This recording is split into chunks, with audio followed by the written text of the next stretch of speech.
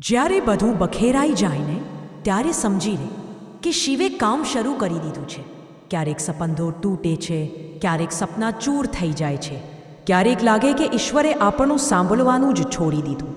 પરંતુ હકીકતમાં મહાદેવ તને શુદ્ધ કરી રહ્યા છે, તારી આત્માને કંઈક મહાન માટે તૈયાર કરી રહ્યા છે.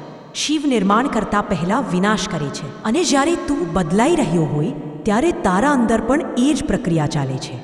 જે કંઈ તૂટે છે, જે કંઈ તારી પાસેથી દૂર થઈ રહ્યું છે, એ બધું ભાર છે જે શિવ પોતે દૂર કરી રહ્યા છે. તું જેની પાછળ રડતો હોય તે શિવ તારી ઝોળી ખાલી કરી રહ્યા છે, જેથી તે તેમાં આશીર્વાદ ભરી શકે. યાદ રાખ, શિવ ક્યારે તોડ્યા વગર બનાવતા નથી. જે વસ્તુઓ આજે તારી પાસેથી છીનાઈ રહી છે એના બદલે શિવ તને કંઈક નવી, મોટી અને સારી વસ્તુ આપવા માંગે છે. જો તું શિવ પર વિશ્વાસ રાખશે તો જે તું ગુમાવ્યું લાગે છે તેના બદલે તું શિવમાં જ સમાઈ જશે.